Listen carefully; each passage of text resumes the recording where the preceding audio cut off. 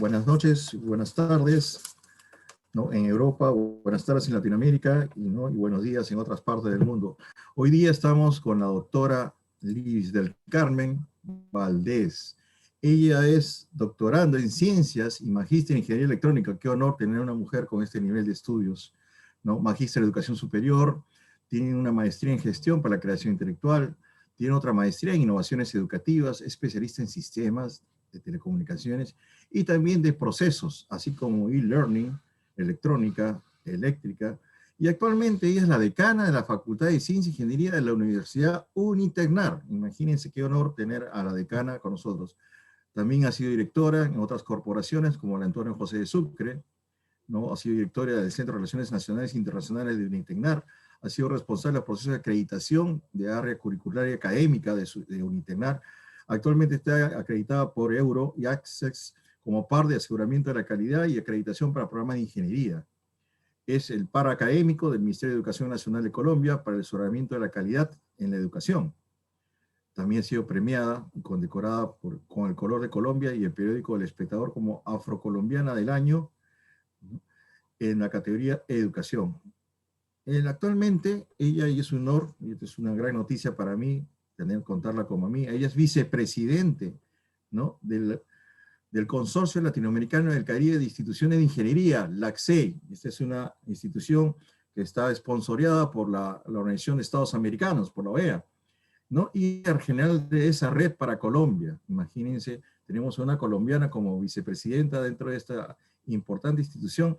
Y bueno, también ella ha trabajado con otra amiga colombiana, Andrea Páez, en el programa Matilde, que es un programa de ingeniería para las mujeres, ¿no? Actualmente ella está siendo expresidente de Expo Tecnología y vicaria del programa Strategic Innovation Summit on Affordable Communities, ¿no? De la Universidad de Harvard. Bueno, con ustedes tengo el honor de presentar a Liz del Carmen. Liz, ¿cómo estás? Buenas tardes en Colombia el día de hoy, ¿no? ¿Cómo está Qué el bonita ambiente? presentación. Buenas tardes, Carlos, y muchas gracias. De verdad que es un honor estar aquí a tu lado en este programa que se ve en todo el mundo y más que un honor, una satisfacción de poder compartir panel contigo, una persona como tú, que sé que con toda la experiencia académica, laboral, con todos los proyectos que sé que tienes hoy día a favor de Latinoamérica y sobre todo de los estudiantes latinoamericanos que son el futuro político, el futuro social, el futuro económico de nuestra región. Entonces, muchísimas gracias. De verdad que es un honor que me hayas invitado a este espacio al que acudo con mucha alegría. Gracias a ti, Liz. Mira, y justamente el tema del día de hoy es algo que a mí me apasiona, se llama la transformación digital. Tú sabes que el tema de la transformación digital a muchos les ha pegado el nombre, ¿no? Que hay que transformarnos digitalmente. Y una de las cosas que yo hablo en algunas de mis conferencias, pues es que realmente la transformación digital llegó, pero llegó, como decía un escritor peruano, no, Ricardo Palma, a cocachos aprendí.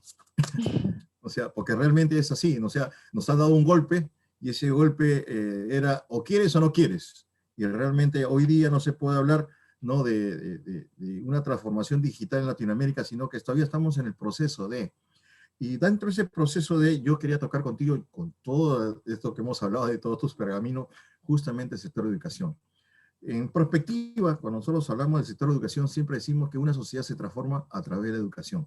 Y si queremos hacer una transformación de un futuro mejor para todos nosotros, el eje transformador es la educación. Y no lo decimos nosotros, sino que eso ya está comprobado.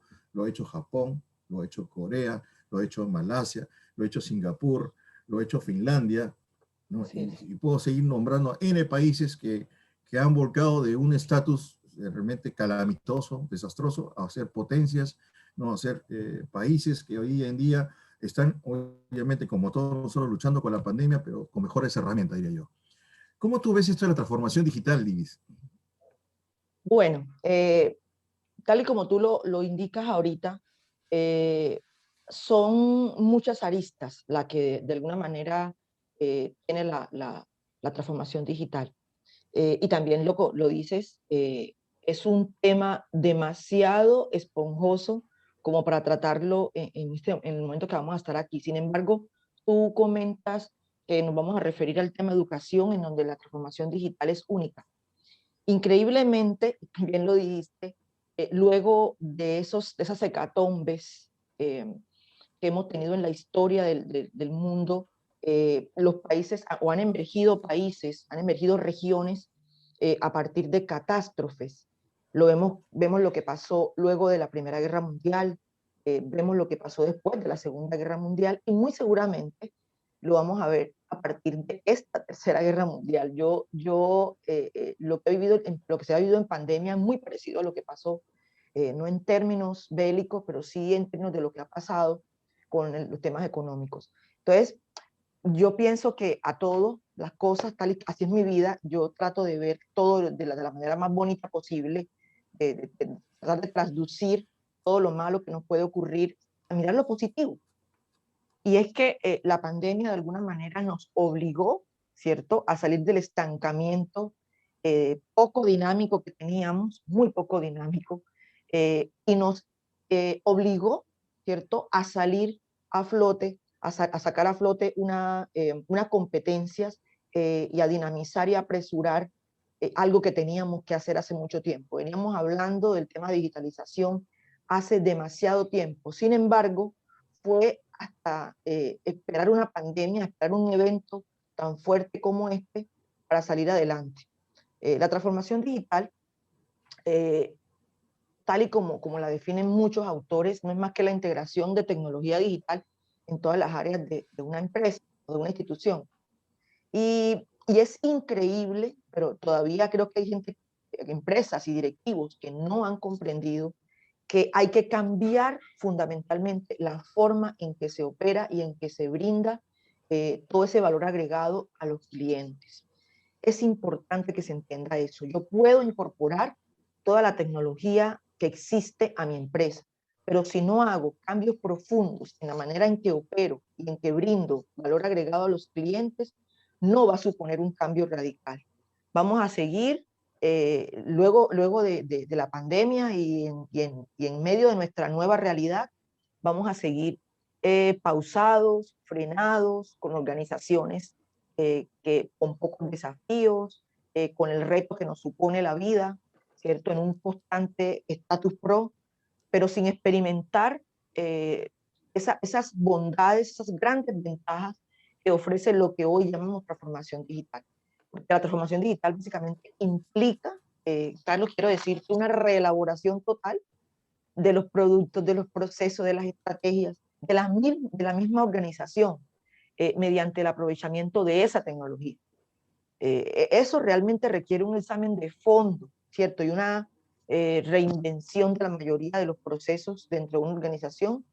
Y eso incluye lo que significa la cadena de suministro, el flujo de trabajo, las habilidades de los empleados, incluso esas discusiones a nivel de la junta directiva, porque es que yo no puedo estar hablando en una empresa de transformación digital y de comenzar a hacer un plan estratégico de transformación digital si las directivas de la institución no están convencidas del mismo hecho de aplicar, ¿cierto? De llegar a esa discusión de la interacción entre todos los integrantes de la pirámide, entre la interacción que tengo yo como directivo de una empresa con mis clientes, incluso con con todas las partes interesadas.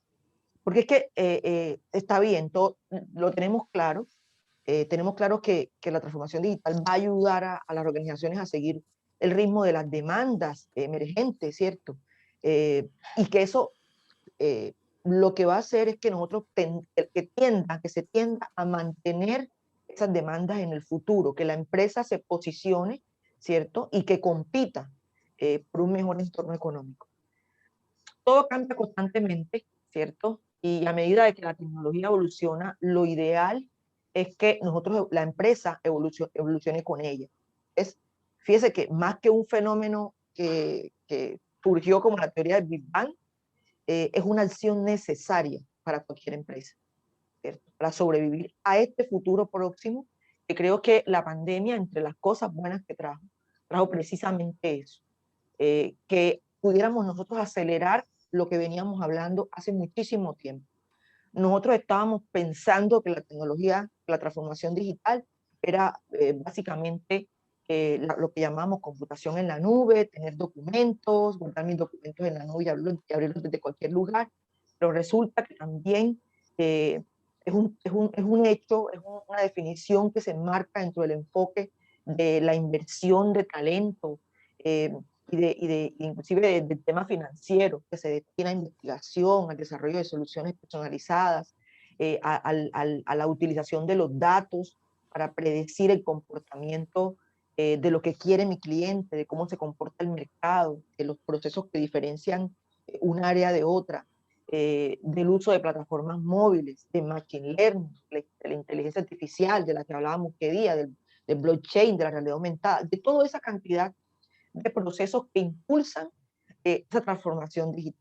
Eso es básicamente lo que creo. Sin embargo, yo creería que específicamente desde el tema de educación, harán la diferencia esas instituciones de educación, sean públicas o privadas, que se enteren, ¿cierto? Que tengan claro que esa transformación que traíamos como tradicional debe culminar y que ahora viene la ingeniería de procesos de negocio que van a terminar perdiendo su empresa, su posicionamiento en el mercado, si prontamente no hacemos esta diferencia y no hacemos reingeniería en nuestras empresas.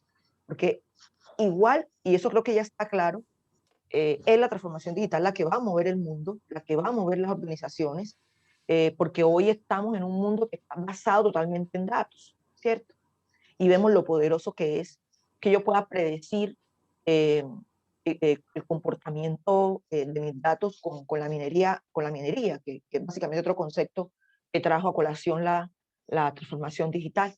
Entonces, bueno, eso básicamente es lo que pienso de la transformación digital, ¿cierto? Y que estoy plenamente segura que con el movimiento que surge a partir de la pandemia, eh, la transformación digital inclusive puede llegar a reducir procesos, ¿cierto? Y automatizar el trabajo y a convertirlo más que en un proceso eh, básico y que incluye solamente el tema de digitalización, se puede convertir en un proceso de software y de datos. Eso es. Excelente, Libis. Mira, me han encantado unas cosas que te he pescado muy bien. Y la primera es que obviamente todo este proceso de transformación digital tiene que ver con muchas aristas. Me has hablado de tres grandes aristas, que es la relaboración. O sea, la relación laboral va a cambiar definitivamente. Lo otro es los procesos que van a cambiar. Si yo como ingeniero industrial, nuestro core de negocio siempre ha sido procesos, hoy en día nosotros los industriales decimos, no, esto ya hay una cosa que está cambiando en nosotros también. Y la parte de habilidades, ¿no? Que son las habilidades blandas, porque hoy en día las habilidades blandas están siendo más importantes que las habilidades duras. Porque las habilidades duras, por ejemplo, si yo tengo un computador como Watson, pues por ahí tengo el conocimiento. Entonces, basándome en Así es. estas aristas que tú dices, y hay un alineamiento que ahorita me ha encantado, que tenemos que hacer un alineamiento en dos cursos, que en otras partes son carreras, que es la ingeniería de software y la ingeniería de procesos, ¿no? En algunas universidades estos nombrecitos son cursos, son parte de una malla curricular. En otras partes del mundo son maestrías. En otras partes del mundo son quizás una carrera profesional, ¿no? Dependiendo. Pero justamente yo lo que estoy viendo es que tiene que haber un alineamiento entre el ingeniero que hace software y el ingeniero que hace procesos. Entonces, antiguamente yo te comenté, cuando comencé a trabajar en la banca, Libis, siempre había un divorcio entre lo que eran los procesos y el divorcio entre, ¿no? La automatización, o sea, la programación. Había un divorcio. Y en el tiempo ese divorcio se ha ido como que juntando, y hoy en día ya pues tenemos profesionales de primer nivel que son analistas, nos dicen analistas programadores. O sea, analistas, ¿por qué? Porque analizan procesos, y programadores, ¿por qué? Porque generalmente lo codifican. Entonces, bajo este criterio de analista programador, de ingeniería de software, ingeniería de procesos, esos tres parámetros, que es la relación laboral, los procesos, las habilidades blandas, ¿no? ¿Cómo crees tú que se van a manejar los proyectos de transformación digital en adelante? Sí, de hecho, bueno, la bibliografía científica y de investigación lo considera hasta el momento. Una de las cosas que va a perfeccionar o que va a entrar a fortalecer la transformación digital Es la mejora de procesos hacia la eficiencia, hacia el enfoque y hacia la mejora en calidad. Es decir, y meto aquí la cuña. Aquí en Colombia la cuña es como abrir un paréntesis y hablar de otra cosita. Y ha sido una de mis líneas de trabajo en Matilda, ¿cierto? En la Cátedra Abierta Latinoamericana Matilda. Y es que desde esa perspectiva de eficiencia, enfoque y mejora de la calidad de atención al cliente, hay una cosa bien importante, y es que a pesar de la evolución que ha tenido el trabajo de la mujer en ingeniería, no entendemos por qué todavía estamos relegados, estamos todavía muy lejos de ese 50-50 que pretendemos las mujeres con base en el trabajo en ingeniería de los hombres. Porque lo que viene realmente no es para nada un trabajo de fuerza, un trabajo en donde se necesite el ejercicio físico, ¿cierto? En donde se necesite a un hombre por su potencia muscular, sino que se va a necesitar enfoque, se va a necesitar ser efectivos. Eso significa ser eficientes y ser eficaces. Y ahí las mujeres hemos demostrado muchísimas ventajas, demasiado. Lo digo porque yo creo que en esas tres áreas se va a basar lo que van a ser los procesos de transformación digital. En contraste a esto, a lo que está en la actualidad, la transformación digital, la transformación digital va a reducir los procesos que una empresa hace o podría hacer en la actualidad, ¿cierto? Y ahí es donde hablamos de pronto de la actualización del trabajo, de esa automatización que se necesita o que la gente debe realizar. Y esos van a ser procesos que de alguna manera van a convertir ese mismo proceso en software, ¿cierto? Y el software me va a dar los datos. Entonces, fíjese que es necesario, primero, el trabajo en equipo. El trabajo en equipo va a ser necesario. Y para esto vamos a necesitar personas que lideren grupos, que lideren esos equipos. Fíjense que estamos hablando directamente de la gran importancia de competencias blandas. El conocimiento específico se va a necesitar, claro, cómo programo si no sé programar, cómo automatizo si no sé de procesos. Pero también vamos a necesitar personas que lideren ese trabajo, ese liderazgo de talla internacional, esas competencias en segunda lengua, crítico, muy crítico, y de eso tú y yo hemos hablado bastantes. Eh, el hecho de las personas que puedan entender, ¿cierto?, el estado emocional del otro, ¿sí? La síntesis, la sola idea de poder sintetizar la información, porque hoy los datos están ahí. Hoy tenemos datos, creo que demasiados datos. Entonces tenemos que tener la capacidad de sintetizar y de saber seleccionar cuáles son los datos que son necesarios e importantes para mis procesos y cuáles no. Esto le va a permitir a las organizaciones ver su negocio, ver sus procesos a través del lente de los datos, en lugar de plasmar o de tener fijo ese objetivo del proceso. De repente, lo que podemos pensar es que los datos dejan claro que la gente importa, ¿cierto? Y que la experiencia del cliente importa muchísimo. Por ejemplo, en lugar de ver el servicio al cliente como un conjunto de procesos que inicia el cliente o la organización, pueden ser los datos del cliente los que obligan a las instituciones, a las empresas a pensar en la experiencia del cliente.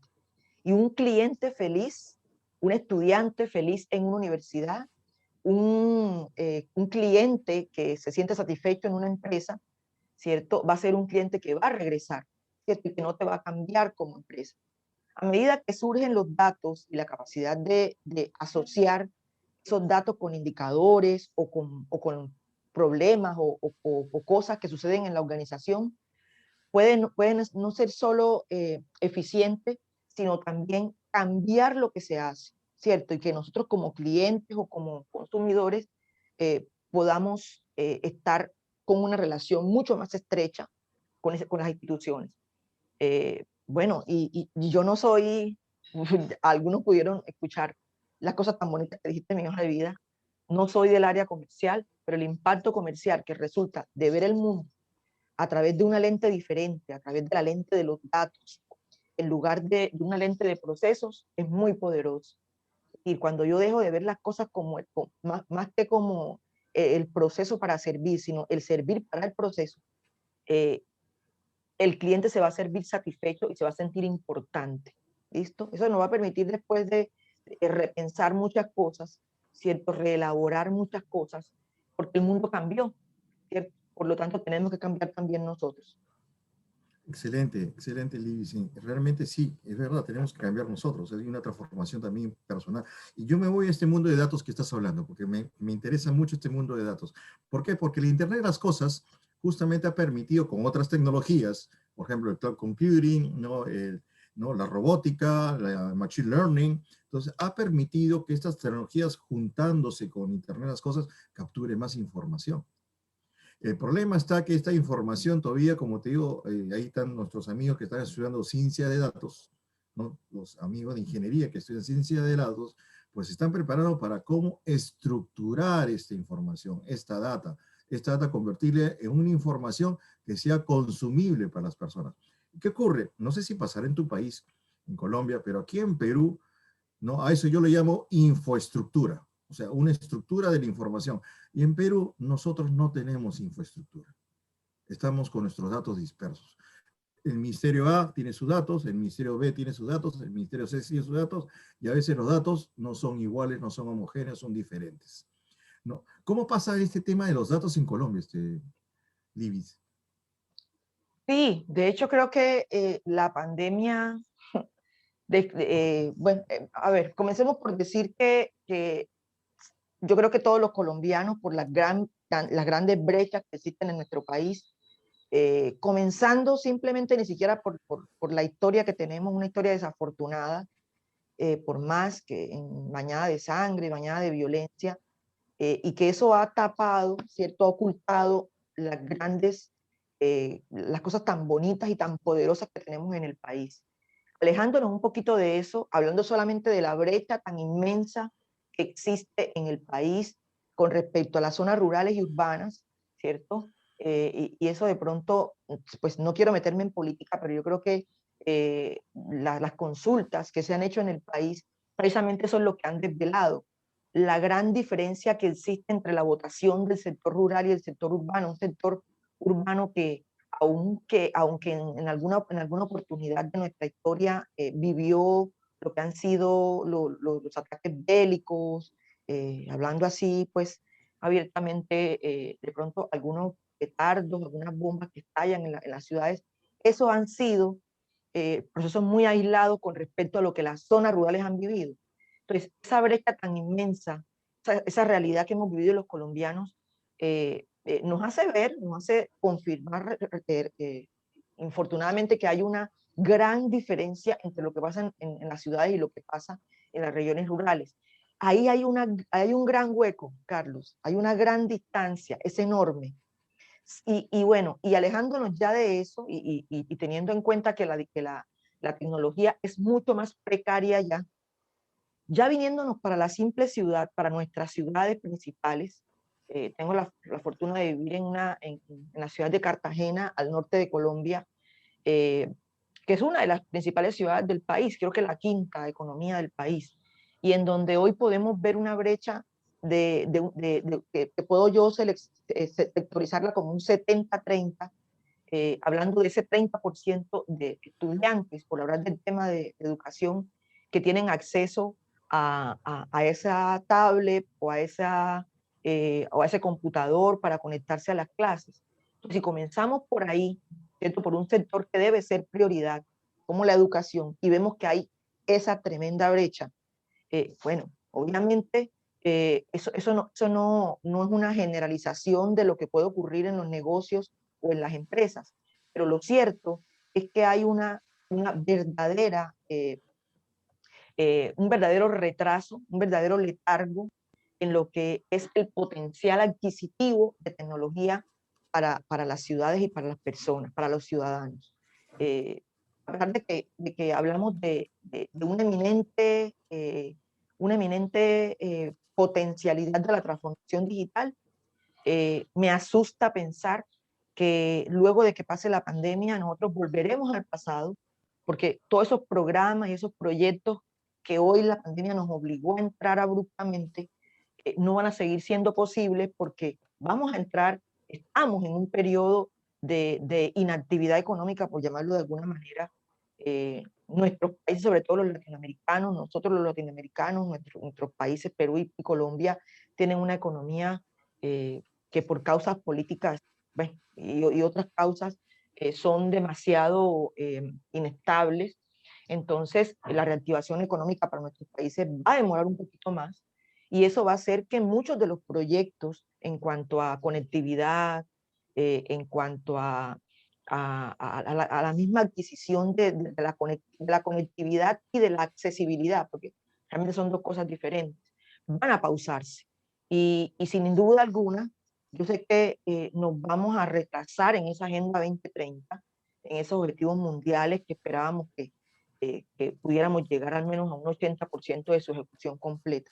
Entonces, dentro de lo que puedo pensar, sin, yo tengo claro que la implementación de tecnologías se convertirá, se debería convertir en una obligación y en un recurso mínimo, ¿cierto? Para responder a las demandas académicas, a las demandas tecnológicas o empresariales de hoy y de futuro.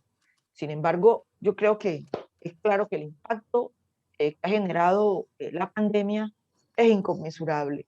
La necesidad de tomar las medidas de distanciamiento, la recesión económica, bueno, y eso versus el reconocimiento de las herramientas tecnológicas como factor clave para el avance de todos los servicios comerciales, de los servicios laborales, bueno, han hecho que el freno de esa inversión en tecnología se acentúe, a pesar de que hay muchísimos proyectos y que mucho dinero eh, a apaciguar un poquito el desastre económico y el desastre, sobre todo hablando un poquito del tema educativo.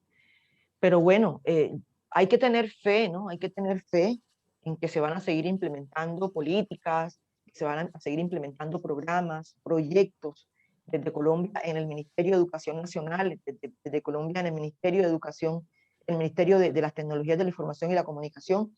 Repito, porque no puedo decir mentiras, han hecho un gran esfuerzo. Sin embargo, como estábamos tan retrasados, ¿cierto? Como estábamos tan mal, la pandemia quitó la cortina y se vio una realidad evidente, ¿ya? Evidente. Yo por mencionar, puedo hablar un poquito de ese marco normativo que se venía trabajando desde el ministerio con iniciativas como los programas de computadores para educar, de la agencia de conectividad, del programa Compartel, del programa Plan Vive Digital y de otras iniciativas, ¿cierto? Que han permitido que muchas personas, que muchos ciudadanos, que estudiantes de todos los niveles puedan acceder a servicios de Internet, ¿cierto? A través del Banco Mundial y de otras iniciativas del mismo gobierno, pero que sin embargo, bueno, estamos claros en que no es suficiente todavía, nos falta demasiado, porque como lo indiqué, la crisis por la pandemia ha demostrado que la integración de la tecnología en las instituciones está precaria, ¿cierto? Y que no hay un futuro claro acerca de lo que va a pasar, ¿cierto? La UNESCO pide urgentemente que volvamos a las empresas, que se haga un endurecimiento de la seguridad y la salud en el trabajo, pero todo esto necesita dinero, ¿cierto? Y es lo que parece que falta en nuestra región. Entonces, yo no quiero ser pesimista, pero yo creo que mientras que la accesibilidad y la conectividad no sean una realidad para nuestros países, no vamos a tener la velocidad que requiere la transformación digital. Y lo otro es que, bueno, y esto, no quiero meterme en lío con esto que voy a decir, pero cuando dejemos de pensar que darle dinero a la educación, que invertir en educación no es un gasto, sino una inversión, yo creo que vamos a cambiar esto, muy seguramente. Yo creo también lo mismo, porque la educación es inversión, no es gasto. Y a Así veces es. en nuestros presupuestos nacionales pues lo ven como un gasto. ¿no? Y Así es. esa es la figura como se ve generalmente en todos nuestros países. Y es realmente algo muy importante, y hablando ya metiendo un poco a lo que era transformación digital en educación, lo que tú me cuentas es muy parecido a lo que pasa en Perú, ¿no? No todo el mundo tiene internet, y Carlos, es que, perdóname, sí, es que sí, somos países y tenemos fronteras, pero los latinoamericanos somos muy parecidos. Sí, sí, nuestra es correcto. realidad, inclusive en los últimos años he tenido yo un acercamiento muy bonito con Brasil, que puede parecer que son los diferentes de Latinoamérica. Sin embargo, ellos tienen problemas muy parecidos a los de Colombia y muy seguramente con los de Perú. Es nuestra realidad latinoamericana, ¿cierto? Una realidad que la historia de pronto nos ha dejado, y como latinos nos parecemos mucho en la alegría, y nos parecemos mucho en el folclore, y nos parecemos mucho en esa pasión que le colocamos a todo, pero yo creo que también le ha faltado a nuestros gobiernos unión, le ha faltado a nuestros gobiernos eh, eh, eh, más prospectiva, eso que tú sabes tanto, y trabajar hacia allá, ¿cierto? Porque tenemos unas instituciones muy fuertes que han nacido en América y que muy posiblemente con el aporte real y mancomunado de naciones tendríamos mejores resultados. Entonces, perdóname que te interrumpí, pero es importante No, que no, no, no, lo que acabas de al decir, contrario, los países son, al contrario, nuestros países Luis. son muy parecidos, muy parecidos. Exacto, justamente por eso, como son muy parecidos, y realmente yo cada vez que estoy viajando y conversando estas cosas, vemos que nuestros problemas también son muy similares. Y justamente ya entrando al tema de educación, Libis, este problema de educación que tenemos en toda Latinoamérica, ¿no? Hay una cosas que a mí a veces como me da escalofríos cuando estoy yo frente a mis alumnos en una universidad, ahora en la plataforma virtual, ¿no?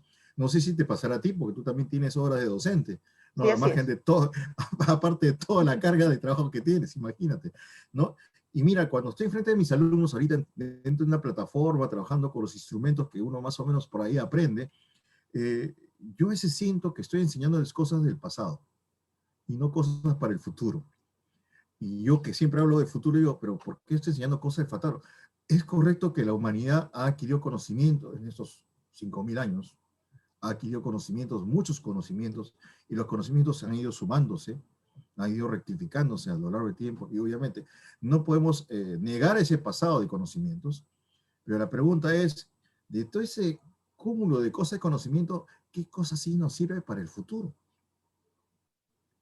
Entonces la idea Así es es. pensar en mallas curriculares que sirvan para el futuro y no para lo que ya se pasó. O sea, yo a veces siento que estoy enseñando historia de la ingeniería cuando tengo que formar ingenieros para el futuro.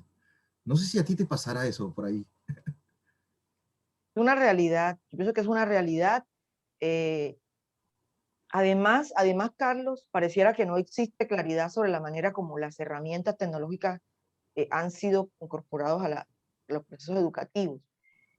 Muchas instituciones se han encargado de llenar a los estudiantes de webinars y de seminarios web y de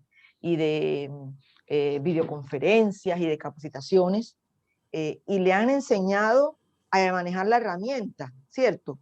Pero cómo esas herramientas tecnológicas van a incorporarse de manera efectiva a los procesos educativos y de cómo se articulan con las estructuras curriculares en colegios, en universidades, en todos los niveles, ¿cierto? Yo creo que repetir el tema de que nosotros como sector educativo no estábamos preparados para la transición hacia educación con mayores niveles de mediación tecnológica, eso es un hecho. El COVID llegó, tú lo mencionabas al principio, y fue como un choque de trenes, ¿cierto? Y nos toca irnos para la casa y nos toca trabajar desde la casa y el teletrabajo y las clases por Zoom y las clases por Meet. Eso está claro, ¿cierto? Pueden identificarse, yo creo que acá pueden identificarse dos problemas estructurales relacionados con esa situación y que eh, yo creo que, bueno, voy a decir algo que mi subconsciente me dice, Libis, no es así, pero yo creo que una que otra política pública, ¿cierto?, pudiese menguar un poquito ese problema, ¿cierto? Una que vaya ligado al tema del poco nivel de acceso real de la población a los elementos tecnológicos básicos, ¿cierto? Como te decía ahorita, acceso y conectividad. Y lo otro, sin lugar a dudas, es la poca capacidad que en ese momento tenían los docentes, que de pronto eso es un poquito mejor, pero en ese momento teníamos poca capacidad de docentes y de los colegios para convertir, para traducir el avance de las tecnologías digitales en transformaciones que ellos pudiesen aplicar en su quehacer educativo, que nosotros como docentes pudiéramos aplicar en el quehacer educativo. Entonces no vale la pena, y de hecho esto es una discusión de años atrás, no teníamos que esperar una pandemia para hablar de esto. Yo creo que tú también en algunas oportunidades lo hemos hecho, y es el tema de hablar entonces de plataformas tecnológicas. Uy, tengo una plataforma tecnológica, tengo Moodle, tengo Blackboard, tengo no sé qué más, pero subo un PDF, ¿cierto? O subo un documento en Word, ¿cierto? Entonces, eso no es. Es decir, estamos siguiendo o hemos seguido trabajando en el hipertexto, ¿cierto? Y lo hemos tomado ese documento analógico, como yo lo llamo, y lo hemos subido en una plataforma digital. Y para muchas instituciones, eso es transformación digital. Y resulta que no es así. Tú lo has dicho.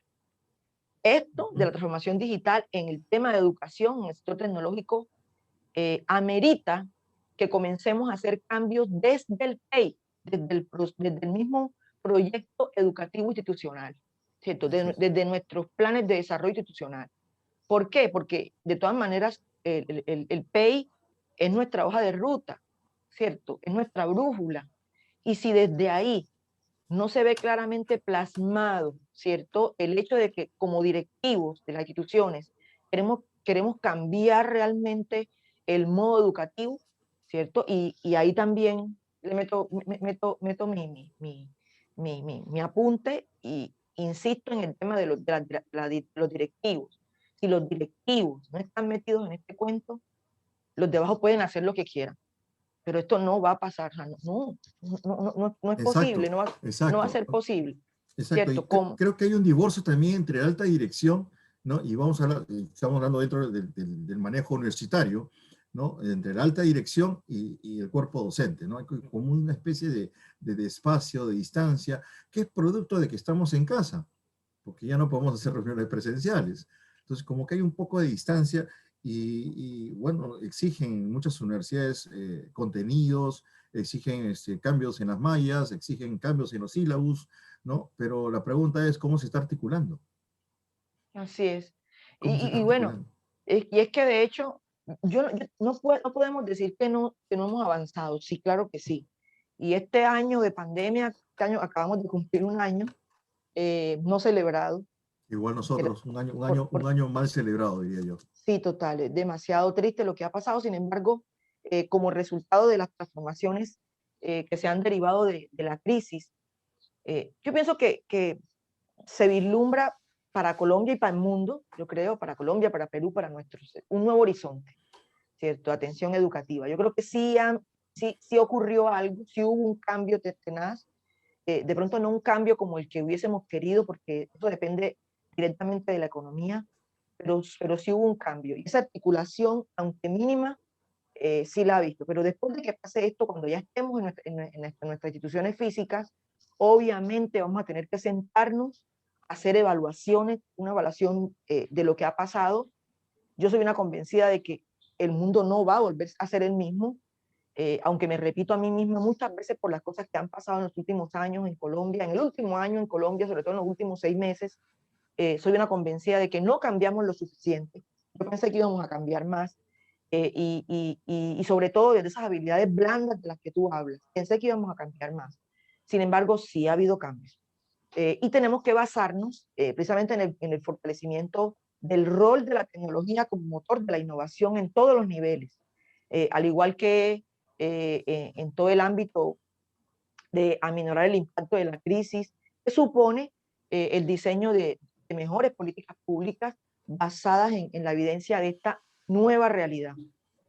Así que bueno, la recuperación del sector educativo, una vez que se supere todo esto, requiere para nuestros países el compromiso y la articulación, trabajo mancomunado entre los ministerios, todas esas entidades que están, que han sido creadas de alguna manera para estar o para garantizar la disponibilidad de los recursos tecnológicos de manera efectiva.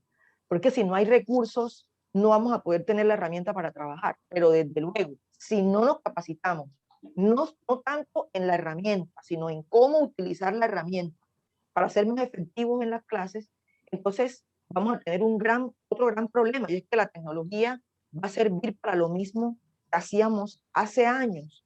Y eso no es. Por Dios, el mundo cambió. Teníamos que cambiar también nosotros.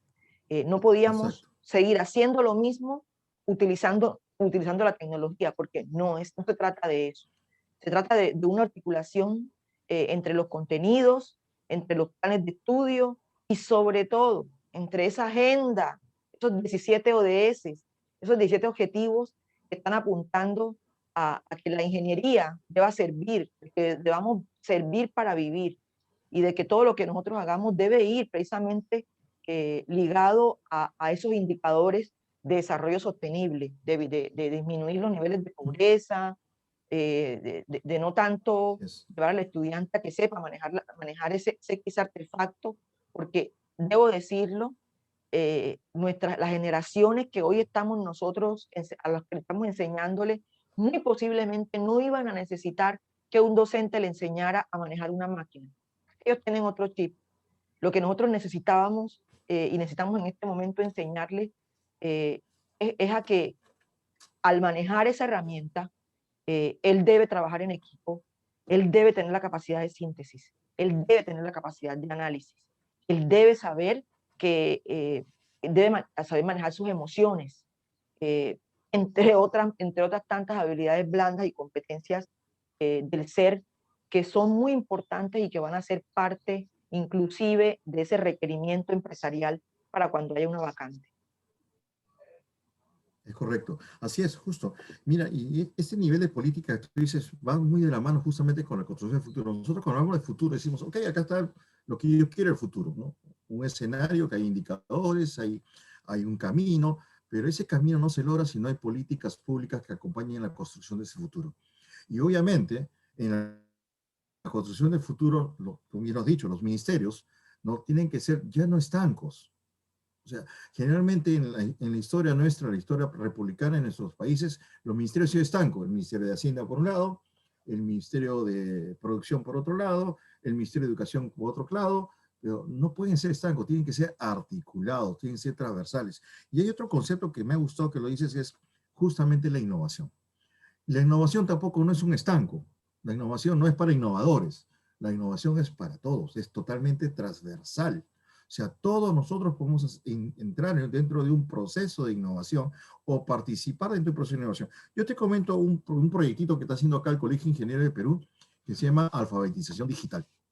¿Por qué? Porque el colegio dijo, no, vamos a hacer un proyecto, vamos a apoyar a nuestra comunidad, porque hay mucha gente que, si bien es cierto, son gente que tiene hasta posgrado, pero no trabajan las herramientas, no manejan bien su smartphone, no manejan bien una laptop, no saben cómo conectarse a una plataforma, no saben lo que tú dices, algo tan sencillo como subir un documento, ¿no? Por ejemplo, mis colegas, los peritos, estamos acostumbrados a qué? A imprimir nuestro papel, poner nuestro sello que está registrado y firmar.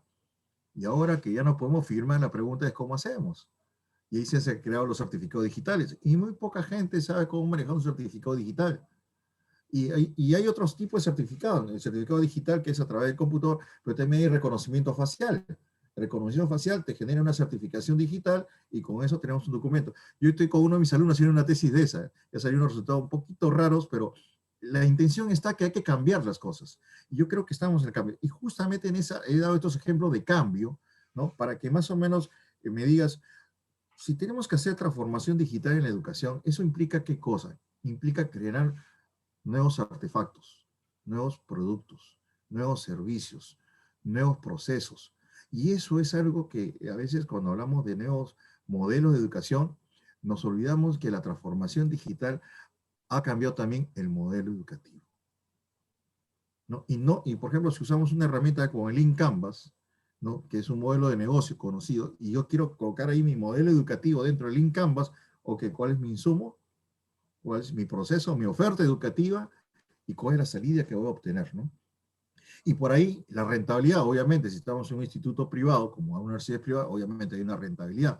Si estamos en una universidad nacional, la rentabilidad, ¿qué cosa es? Es el educando que sale con el conocimiento para hacer transformación. ¿Dónde? En nuestras sociedades. Para eso Yes. salimos profesionales. Luis, dentro de este cambio de transformación digital en educación, más o menos, ¿qué proyecto está trabajando en ITECNAR en esto, no? ¿Qué es lo que están haciendo? Sí, de hecho, fíjese una cosa, teníamos en nuestro plan de desarrollo el tema de los programas virtuales, lo teníamos plasmado en nuestro plan de desarrollo, pero lo íbamos echando atrás. Nuestro plan de desarrollo actual va hasta 2025 y había incorporado un número bastante elevado de programas virtuales. Sin embargo, la pandemia y la necesidad de que nosotros comenzáramos a analizar el futuro hizo que el año pasado trabajáramos todo el año, inclusive en este momento estamos terminando el trabajo de los programas virtuales que van a ser presentados ante el Ministerio de Educación. En Colombia no se creía, no se cree mucho en la educación virtual. Indudablemente, los programas informáticos de alta calidad en Colombia usan inteligencia artificial y tengo un bonito ejemplo de la Universidad de La Sabana en Bogotá.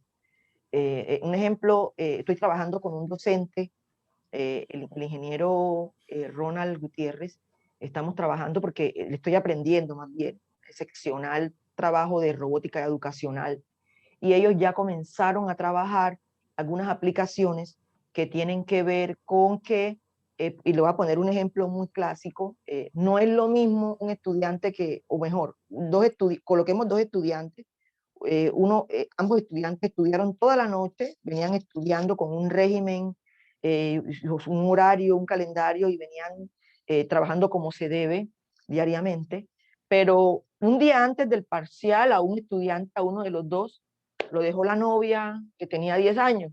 Tenía 10 años de novio pues, con su pareja. Y ese día lo dejó la novia. Entonces el muchacho va y presenta el examen.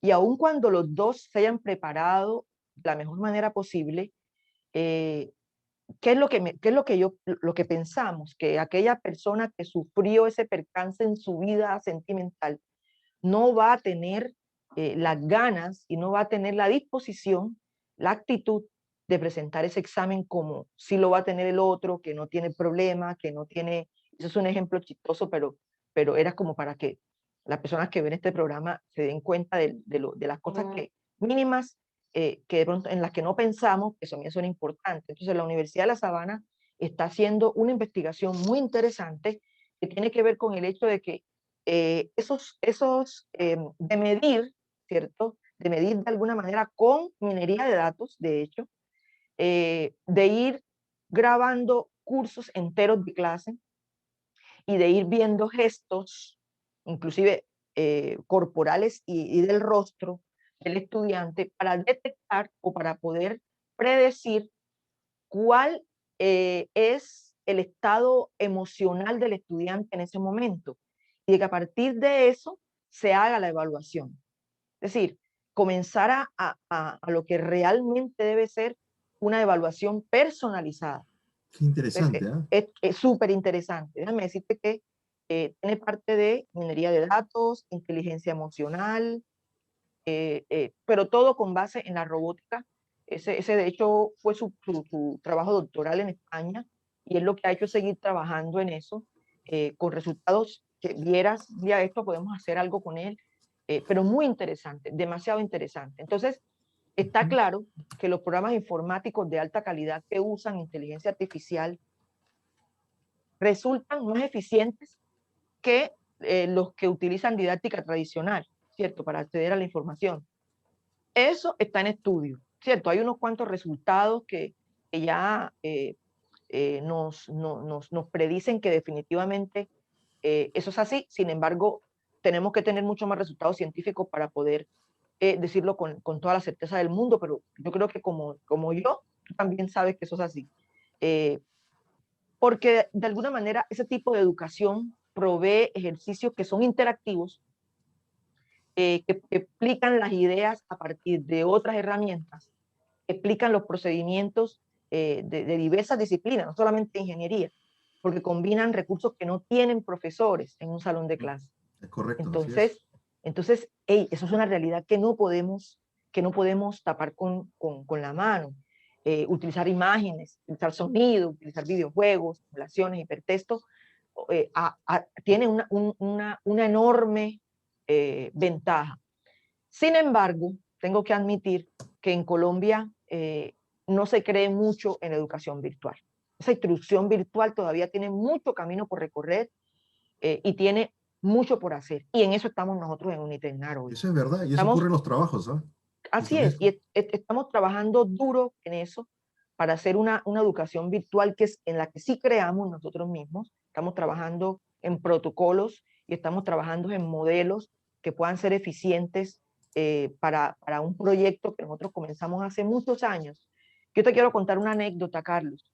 Mientras que aquí en Colombia habían universidades que tardaron inclusive 2 meses, universidades que cuando llegó la pandemia dijeron, mandamos a vacaciones obligatorias y retomamos ahora que nos preparemos. Unitecnar duró 2 días para retomar acciones. 2 días. Es decir, teníamos una cultura tan arraigada al tema virtual. Tenemos una plataforma basada en Moodle desde hace 18 años, en la que hemos venido trabajando. Todos los cursos presenciales tienen un aula digital, todos. De hecho, era obligación para el docente montar contenidos virtuales para cada asignatura. Obviamente, esos contenidos virtuales montados en la plataforma hacían parte de una estrategia de trabajo independiente del estudiante, más no de una clase virtual. Eso es muy diferente. Entonces sí tuvimos que hacer ajustes en el transcurrir, pero estamos afiliados desde hace muchísimos años a la red académica nacional de tecnología avanzada Renata, y Renata unidos a través de la red Clara a Europa, y Renata nos provee de salas virtuales toda la vida, nos ha dado acceso a la plataforma Zoom, que hasta ese momento habíamos trabajado en ella solamente para el tema de las videoconferencias, internacionalización en casa y clases espejo, ¿cierto? A partir de ahí, entonces comenzamos a darle mucho más uso a la plataforma a través de nuestras clases remotas y bueno, a lo que voy es que como institución nos encontramos con que todas las instituciones de pronto alrededor nuestro tuvieron que parar, tuvieron que hacer un pare, tuvieron que hacer un gran trabajo. Sin embargo, Unitecnar, lo digo con mucho orgullo, por la experiencia que traíamos en el tema de digitalización, experiencia que se pueden encontrar inclusive en las bitácoras del ministerio, porque hemos sido pioneros en el tema de recursos digitales, virtuales digitales abiertos, en donde tenemos nuestras experiencias significativas. Entonces, en esa línea estamos, pero siempre con la línea clara de que hoy una clase remota no es lo mismo que educación virtual y de que hay muchas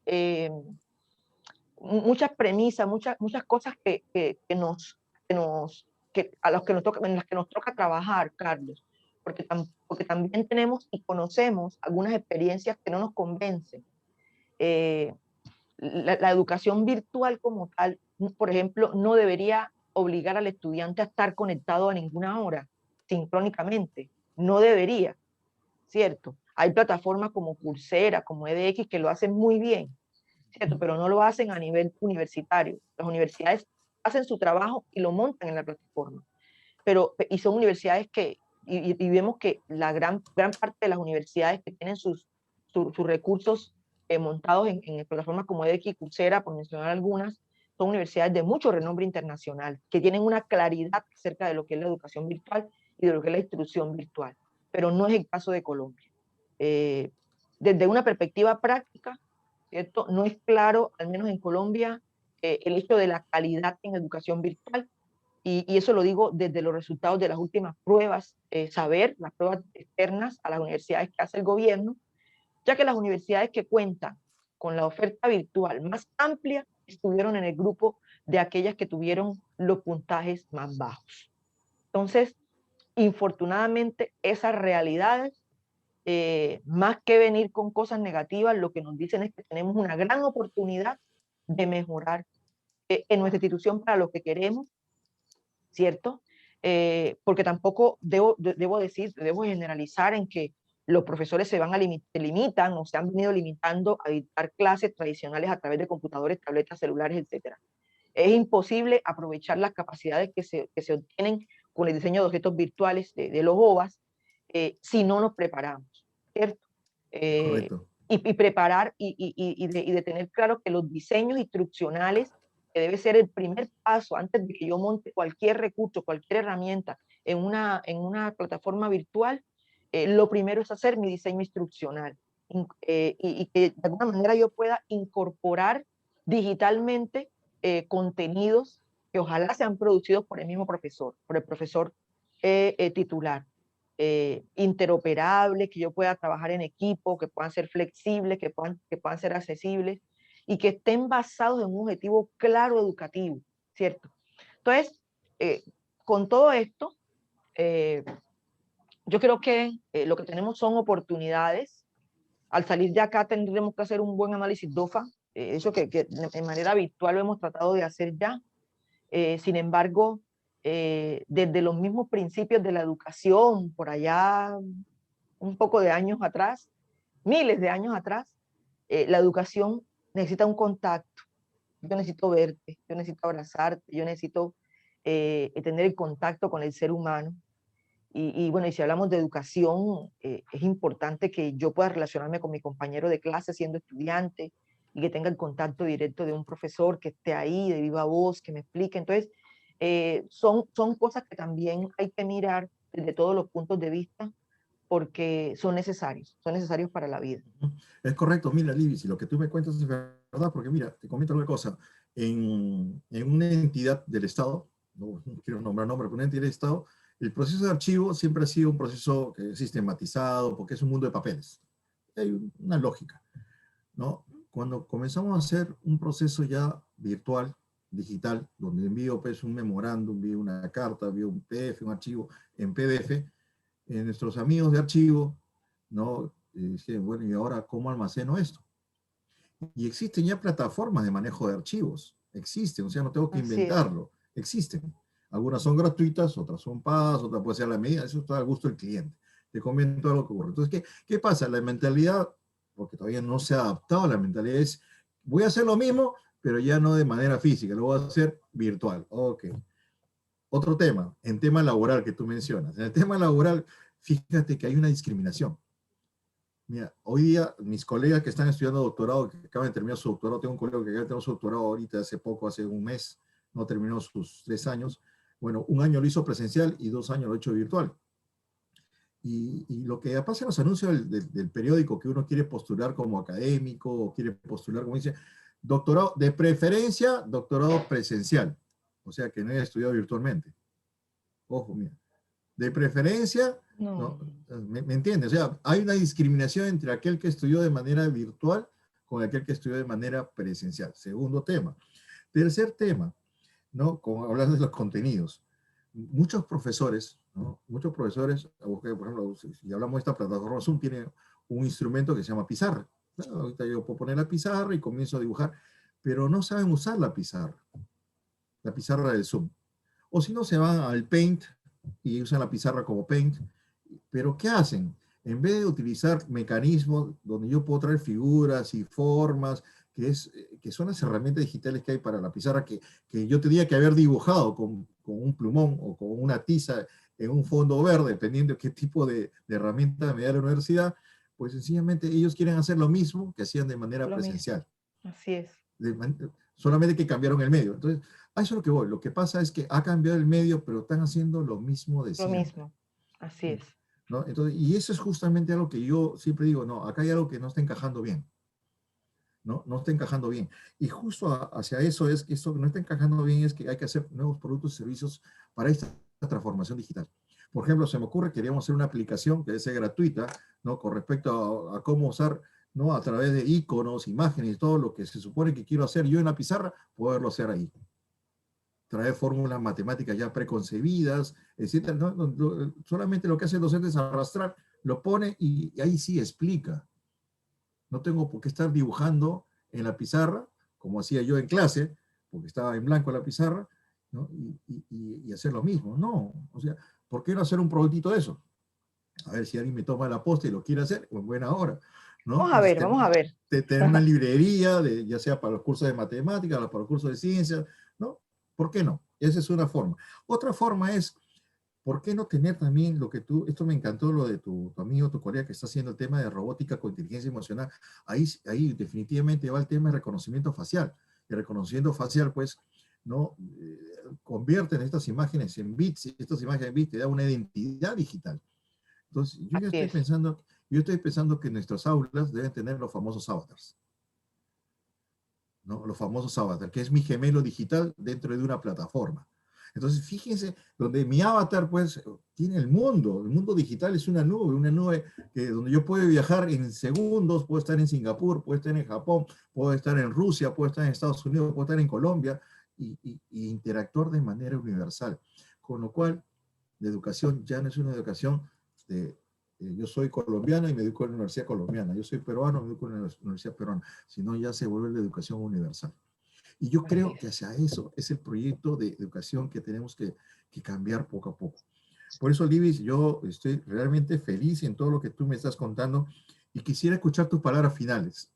Ay, ¿Qué gracias, crees que hay Carlos. que hacer qué crees que hay que hacer para toda esta transformación digital que realmente es una ola gigantesca que nos está revolcando como un maremoto y obviamente estamos sobreviviendo a este maremoto, pero hay que construir nuevamente.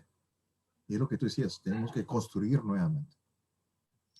Y yo estoy plenamente segura de eso. Es decir, y yo creo que tú al comienzo lo decías, eh, la educación es un elemento transformacional, yo creo que el más transformacional de todos. Creo que tú y yo somos un ejemplo de eso, de cómo la educación transforma, de cómo la educación ayuda a avanzar, de cómo la educación nos ha llevado a escenarios de pronto donde nunca pensamos estar.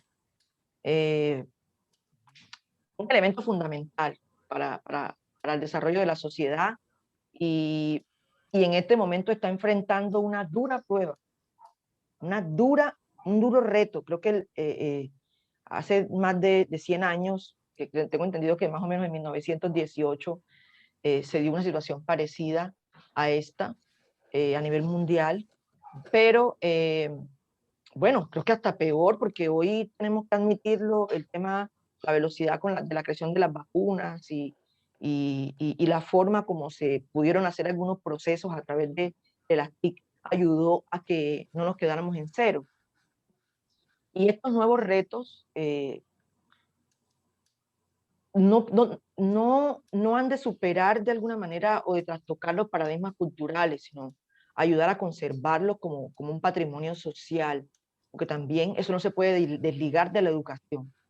Entonces, las TIC lo que nos han demostrado es que son capaces de responder a esos nuevos paradigmas que experimenta en este momento, como el que experimenta en este momento la humanidad, y ese anhelo de siempre, de saber más, de conocer más y de hacer las cosas de la manera más eficaz, eficiente y por lo tanto efectiva en la que se hacen las cosas. Entonces, las TIC, lo que espero es que luego de esto, que sé que no vamos a volver nunca más a esa realidad que teníamos hace o antes de hace un año, las TIC no se pueden soltar, no le pueden soltar la mano a la educación. Que se entienda que las TIC y la educación deben ir perfectamente aliados, ¿cierto? Y que esa acción mancomunada, esa acción articulada, por demás, es inquebrantable para poder conseguir algunos de los objetivos que nosotros queremos conseguir. Eh, yo no plasmo en mi cabeza, nunca lo he hecho, no he podido desligar nunca y veo cómo, felizmente veo cómo ya las empresas, las grandes empresas, están abriendo un espacio dentro de esa vida laboral ajetreada a crear escuelas de pensamiento específico. Varias empresas aquí en Cartagena y de hecho en Colombia llaman a mis estudiantes, me contactan ingeniera, necesitamos que usted coja a unos docentes del área de software y unos estudiantes que quieran hacer parte de nuestro proyecto de creación de escuelas de pensamiento. Entonces, los muchachos, antes de tener su título académico, ya están metidos en la vida laboral. Eso en Colombia, inclusive con una ley que salió en 2019, que es la ley 1330, de julio de 2019, incorpora lo que se llama la educación dual. Y es porque se dieron cuenta que ese modelo de educación, que es muy bien visto en los países europeos como Francia y Alemania, en donde el estudiante no se pasa las 8 horas del día, las 6, las 4 horas del día en un salón de clase, sino que ese conocimiento, ¿cierto?, que adquiere a través de la guía del docente y de su trabajo autónomo, lo va a aplicar allá en la empresa. Yo creo mucho en eso, Carlos. Yo creo mucho en ese trabajo dual entre la empresa privada o cualquier tipo de empresa o entidad y la educación. Creo mucho en el hecho de que uniendo la educación y las TIC, de que ellos son perfectos aliados, ¿cierto? Y eso va de alguna manera a mejorar las competencias, ¿cierto? De un lado y del otro lado, el aporte de la misma empresa privada, sobre todo la privada, entrando a apoyar a las universidades, sobre todo, y a las instituciones de educación superior, va a disminuir esa gran brecha que hay entre nuestros estudiantes que no tienen cómo acceder a la educación. Entonces, aunque la educación virtual tiene muchas ventajas que favorecen a la población estudiantil, tengo que admitir también que existen algunas fallas que se pueden ir mejorando, ¿cierto? Para en ese mismo orden de idea ir disminuyendo el acceso desigual entre las personas y así lograr que todas tengan posibilidad de recibir educación conforme va avanzando la tecnología, porque sin duda es un aliado estratégico. Es necesario que todos nosotros, que todas las sociedades tengan acceso igualitario al uso de tecnologías de la información. Pero bueno, sin embargo, para que esto sea posible se debe remitir responsabilidades y aunque muchos me critiquen este modo de pensar, ahí el Estado tiene una gran responsabilidad, ¿cierto? Es Y es sobre correcto. todo mitigar un poquito, frenar, disminuir esas diferencias crecientes entre grupos de ciudadanos, entre grupos étnicos, entre mujeres y hombres, entre géneros. Y esto se puede lograr, como tú lo decías ahorita, con la implementación y la regulación de políticas públicas que sean facilitadoras, no que sean bloqueadoras, sino facilitadoras de cobertura y de conectividad. Es correcto, Entonces, así dentro es. de, como comenzamos hablando de transformación digital, tenemos que terminar haciéndolo también hablando de esa capacidad que debemos tener los países, sobre todo nosotros, los que nos llaman equivocadamente el tercer mundo, para acceder a las TIC, que sin duda va a dar lugar y va a avalar a que nosotros pertenezcamos más que a Latinoamérica o a países tercermundistas, a una sociedad global tecnológica.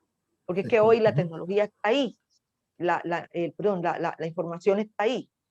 Lo que tenemos que saber es cómo manejarla, ¿cierto? Lo cual de alguna manera implica que tengamos que romper brechas digitales, porque Es son las que correcto. se imponen en la sociedad y conocimiento que hoy vivimos, que hoy sigue siendo, a pesar del uso de tecnología, sigue siendo una sociedad educativa tradicional. Ya que la apertura flexible, adaptable a nuevos modelos, nuevos paradigmas de comunicación para la adquisición de conocimiento va a ser trascendental en lo que viene. Los recursos de la virtualidad van a aportar significativamente a todo lo que viene. Yo no tengo ninguna, pero ninguna duda de eso.